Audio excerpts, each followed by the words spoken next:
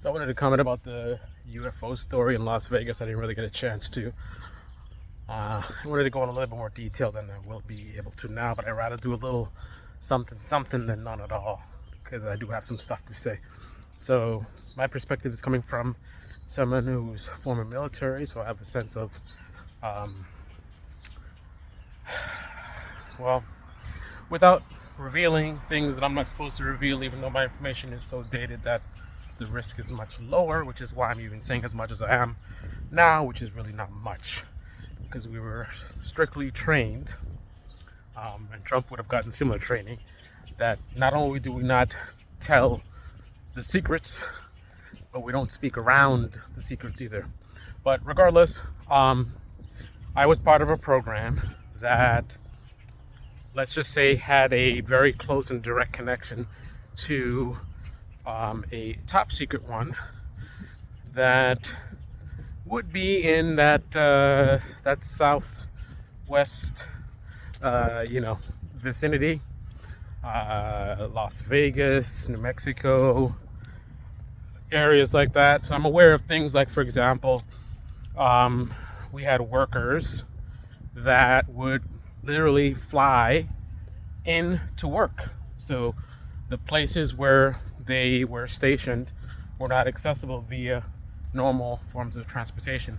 But anyway, just to say that, I wasn't working on any alien ships or any craziness, and I didn't have some top secret mission or whatever.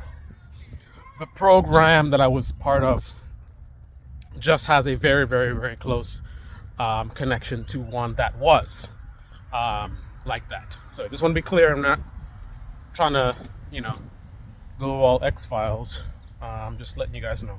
So as far as the alien stuff in Las Vegas, the call sounded very fishy to me. It sounded like a prank call to me. Something like what they're talking about, that's major, major, major. You got big 10-foot aliens in your backyard. They didn't sound like the level of stress that you would expect for someone experiencing something like that. It sounded kind of just really like a prank call would be, right? Bad acting, whatever. Does that mean it's a prank? Does that mean it's not real? No, but just my instincts are to not really believe, that it's legit. But some other things that are more concrete, other than that, that's kind of trivial detail. People react differently to stresses, right? So I don't know these people. I don't know how they are, how they would react in a situation. But I do find it strange that initially there wasn't shown any footage of like the backyard, or you know what I mean? Like, you have this thing land in the backyard, there's gonna be like damage impressions, and they just kind of like talked about it, and we're outside, and they showed everything else but like the area where this thing would have crashed, right? So I was all suspicious. Additionally, the idea that we have 12, the idea that we have 12 UFOs, certainly that's not nothing spectacular at all. I'm pretty sure that's accurate. But the idea that we have 12 alien aircraft, very unlikely, because just physics and science, and I'm going to go physics and science. One and the same, of course. A civilization that has the technology to be able to come here not once but 12 times, and presumably they're coming from a location that is so far away that we're not even aware of it. So we can't even see in any way with all of our equipment or our missions, space missions. We haven't been able to get close enough to see this planet that is so advanced that they have craft that can come here. So that means they're pretty far away, very, very far. We can see very, very far away. So they're further away than that. So that means to come here, you have to be so far advanced with our technology, because with all the technology we have,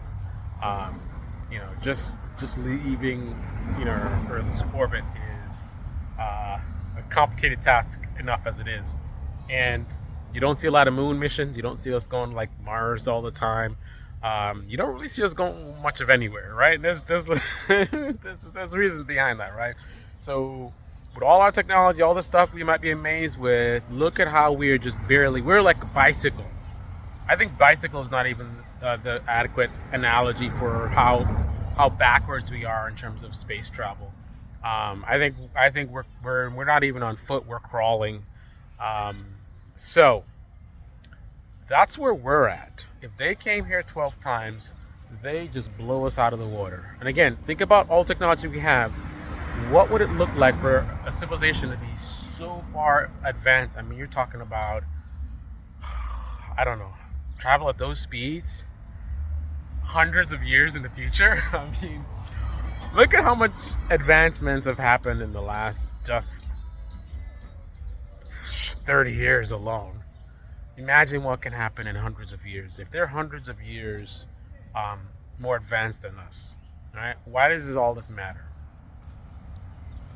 Um, the idea that they would have crashed, they would have made it so far and then crashed here, um, and then we captured them. Yeah, that's like back in the day when we didn't have any boats or any ships, any aircraft, and there's a civilization somewhere in the globe that actually does invent some crazy ship. Like we got boats. Let's say we got boats, but our boats are local. You're not going far. You're not crossing continents or like that. But imagine a civilization creating boats that can do um, 300, 400 miles per hour, faster than our boats today, right? And imagine they built something like that that's strong enough to travel the globe, right? Travel across the globe, um, and make it to, I don't know, some country somewhere, a country that doesn't have anything, no machines, no computers, right? And you're gonna capture 12 of these basically speedboats that are again beyond what we have now. Uh, you know, I think a boat going over 100 miles per hour is still to this day, that's like whoa, right? Hundreds of miles per hour traveling across the globe. You're able to survive all the things that you might encompass in that kind of trip, but yet somehow it doesn't have brakes or something, so you just keep crashing. I mean, it just doesn't make any sense. If you can get from so far away that you'd have to be to make it here, odds of you, okay, make it this far, now I'm going to crash? Yeah. Unlikely. 12 times? No. And not only do you crash, and somehow you're just like totally handicapped to where you're able to be captured by this primitive people that are here. I mean, that doesn't make any sense. I mean, I think even if they were to crash, I don't think that we'd be able to capture them. I don't think so. They're gonna have weapons. They're gonna have some kind of a protocol. You know, I don't think. Yeah, if, if they were to crash here, we're coming with our little, bows and arrows. I don't, I don't know. I'm not buying it, man. So I don't know. I'll continue paying attention, but based on what I've seen so far, not really impressed. I'm leaning towards hoax.